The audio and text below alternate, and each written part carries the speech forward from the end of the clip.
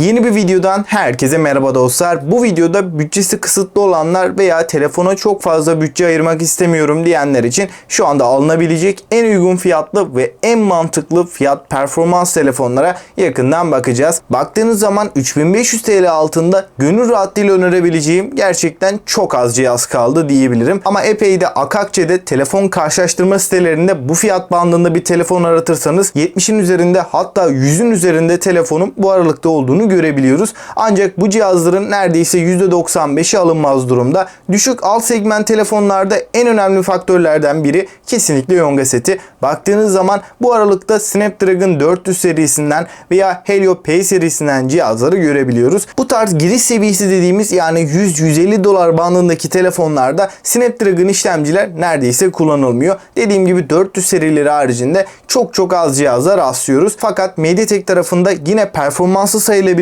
işlemciler de var. Bu fiyat bandındaki en iyi telefonlardan önce kesinlikle uzak durmanız gereken alınmayacak telefonlardan bahsetmek istiyorum. Dostlar tabi burada tek modelleri saymayacağız. Burada dikkat etmemiz gereken en önemli nokta MediaTek'te Helio G70 serisinin altına düşmemeniz. Yani Helio P serisinden veya Exynos tarafında Exynos 850 gibi işlemcilerden kesinlikle uzak durmanız gerekiyor. Bu işlemciler hem verimlilik hem performans olarak gerçekten başarısız işlemciler. Bu tarz gerçekten alt seviye işlemciye sahip bir telefon aldığınız zaman uzun vadeli götüreceğini kesinlikle düşünmüyorum. 1-1,5 sene içinde ciddi kasmalar, donmalar başlayabilir. Bunu baştan uyarayım. Yani dostlar bu aralıkta kameradan önce, bataryadan önce kesinlikle işlemciye dikkat etmemiz gerekiyor. Ve Snapdragon tarafında da 600 serisinin altına kesinlikle bulaşmayın derim. Bana destek vermek için videomuzu beğenmeyi ve abone olup bildirimleri de açmayı unutmayın. Daha fazla uzatmadan listemizin ilk cihazıyla başlayalım. Redmi Note 8'e dışarıdan baktığımız zaman neredeyse 3 yıllık bir cihaz olmasına rağmen halen güncel bir tasarımla karşılaştığımızı söyleyebilirim. Malzeme yapısı olarak da fiyatına göre hiç fena değil. Arka kapağımızda cam, çerçevelerde de metalik görünümlü plastik bir yapıya yer verilmiş. 8.35 mm'lik kalınlık ve 190 gramlık bir ağırlık bizleri karşılıyor. 6.3 inçlik IPS bir panele sahip olan Full HD Plus 409 ppi piksel yoğunluğuyla karşımıza çıkan bu ekranda damla çentik tasarımı da kullanılmış. Ekran kasa oranımız da %80.9. Görsel deneyim açısından bu ekran boyutu biraz küçük olduğundan dolayı da piksel yoğunluğu olarak daha iyi seviyede. Bu sayede de keskinlik açısından gayet başarılı. Şimdi donanım tarafına geçtiğim zaman Snapdragon'un 665 işlemcisi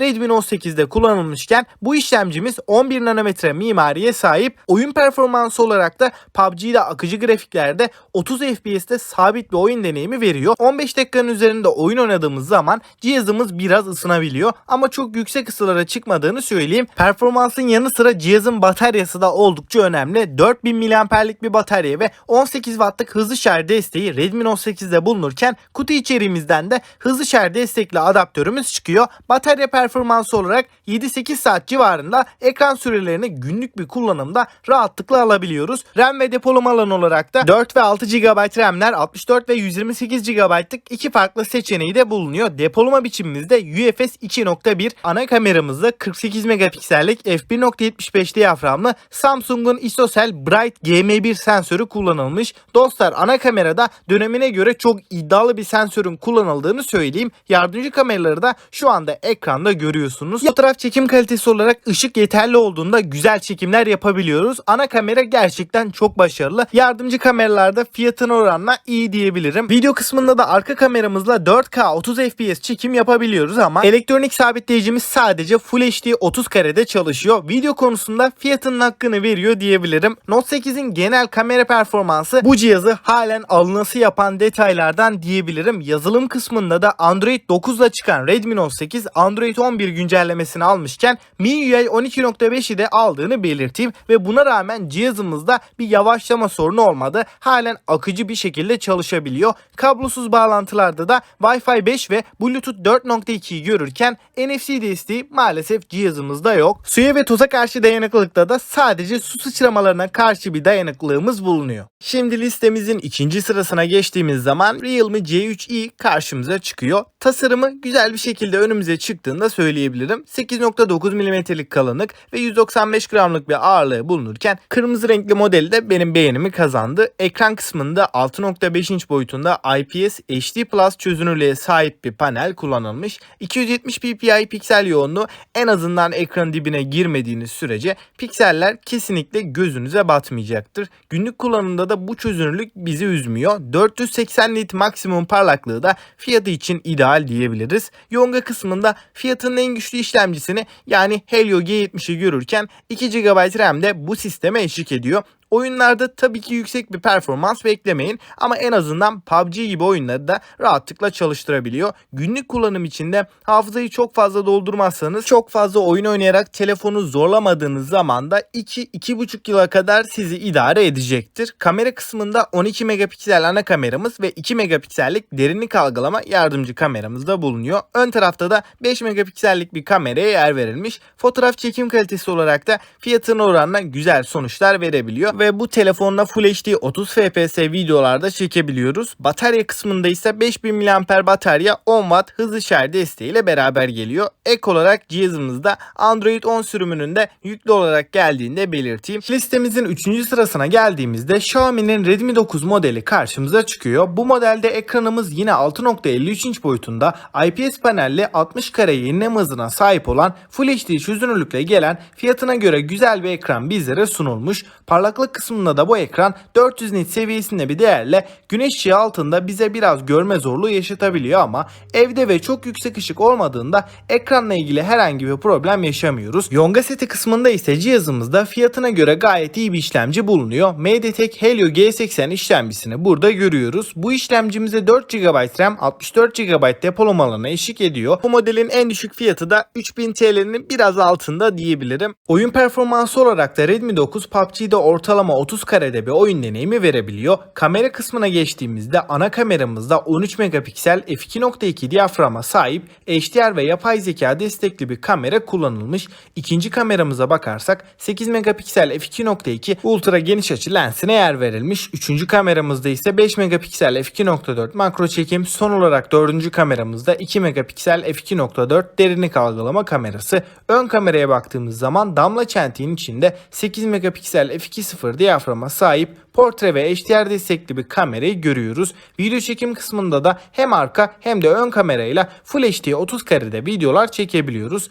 Batarya tarafına geçersek cihazımızda 5020 mAh'lik bir batarya ve 18 Watt'lık hızlı şarj desteği önümüze sunulmuş. Batarya performansı olarak da bir günü rahatlıkla çıkartabileceğimizi belirteyim. Kutu içeriğimizden de 18 Watt'lık adaptörün çıktığını da söyleyelim. Kalınlık ve ağırlık olarak da Redmi 9 9.1 mm'lik kalınlık ve 198 gramlık ağırlıkla önümüze çıkıyor. Malzeme yapısı olarak da hem çerçeveler hem de arka kapağımız plastik bir yapıya sahip. Yazılım kısmında da Android 11 ve MIUI 12.5 arayüzü cihazımızda bulunurken güvenlik çözümü olarak da hem yüz tanıma özelliği hem de arka tarafa yerleştirilmiş bir parmak izi okuyucu bizlere sunuluyor. Şimdi listemizin son sırasına göz attığımızda Realme C25s tasarım olarak güzel bir şekilde önümüze çıkıyor. Fakat giriş seviyesi bir cihaz olduğunda bize belli ediyor. 9.6 mm'lik kalınlık ve 209 gramlık bir ağırlığı bulunurken telefonumuzun tamamıyla plastik bir yapıya sahip olduğunu da söylemem gerekiyor. Burada ağırlığın en büyük sebebi bu cihazın en iddialı tarafı olan bataryası. 6000 mAh batarya ve 18 Watt hızlı şarj desteğiyle beraber geliyor. Bu batarya ile C25s 2 güne varan bir performansı da bize rahatlıkla sunabilirken batarya konusunda listenin açık ara en iyi cihazı diyebilirim. Ekran kısmında damla çentik tasarımı ile gelen 6.5 inç IPS HD Plus çözünürlüğünde bir panel kullanılmış. 270 ppi piksel yoğunluğuyla en azından ekranın dibine girmediğiniz sürece pikseller kesinlikle sizi rahatsız etmeyecektir. Günlük kullanımda da bu çözünürlük bizi üzmüyor. 570 nit maksimum parlaklığı da fiyatı için ideal düzeyde diyebilirim. Yonga seti olarak fiyatının en güçlü işlemcisini yani Helio G85'i görürken 4 GB RAM ve 128 GB depolamada bu sisteme eşlik ediyor.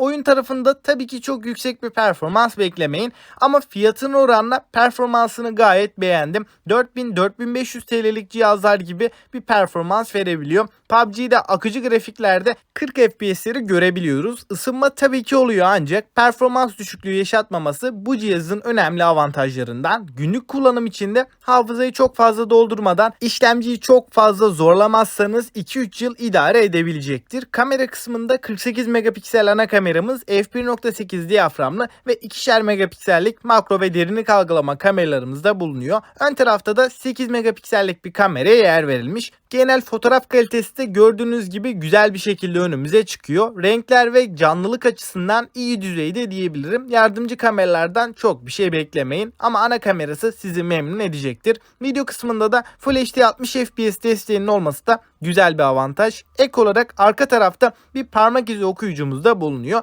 Bu parmak izi okuyucunun hızlı bir şekilde çalıştığını da söyleyeyim. Android 11 ve Realme UI arayüzüyle gelen C25S mono bir hoparlörle de geliyor ve suya ve toza karşı herhangi bir dayanıklılığımızın olmadığı gibi 5G desteği de bu fiyat bandındaki bir cihazda tabii ki de bulunmuyor. Dostlar, şimdi tüm cihazlarla ilgili kısa değerlendirmeleri yapalım. Redmi Note 8 düşük bütçeli ancak kamera tarafına yoğunlaşanlar için, yani kamera performansı olarak gerçekten beklentiniz yüksekse bu fiyat bandındaki alınabilecek en iyi cihazlardan biri diyebilirim. Bunun dışında batarya tarafına yoğunlaşıyorsunuz. Yani benim gerçekten yüksek bir batarya performansına ihtiyacım var. Gün içinde telefonu çok yoğun kullanıyorum ama ekran, kamera gibi konularda çok beklentim yok. Düşük bir bütçeyle de alınabilecek en iyi telefon hangisi derseniz kesinlikle Realme C25S bu noktada önümüze çıkıyor. Batarya olarak da performans olarak da gerçekten fiyatının en iyisi. Helio G85 işlemcisinin de bu listedeki en performanslı işlemci olduğunu düşündüğümde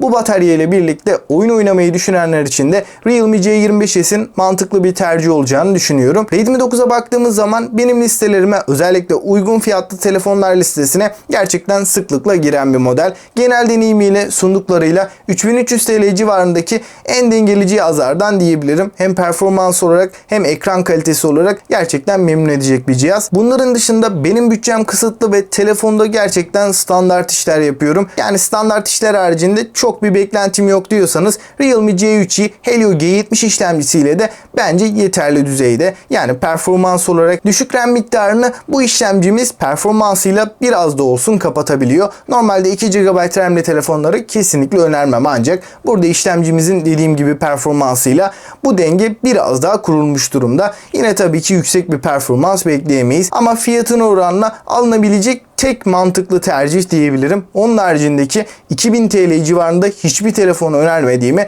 tekrardan söyleyeyim. Evet dostlar, bu videoda baktığınız zaman 3500 TL altı bütçeyle, yani alınabilir sınır olarak en düşük bütçeyle alınabilecek en mantıklı cihazları sizlerle beraber kısa inceledik ve değerlendirmeleri de yaptık. Yine bu listedeki cihazlar haricinde gerçekten çok fazla cihaza bakmanızı önermiyorum. Ben bu bütçeyle olabilecek en iyi fiyat performans telefonları karşınıza çıkartmaya çalıştım. Bana destek vermek için ve bu serilerin devamı için videomuzu beğenmeyi ve gelecek videolarımızdan haberdar olmak isterseniz de abone olup bildirimleri de açmayı unutmayın. Bir sonraki video kadar kendinize iyi bakın ve hoşça kalın.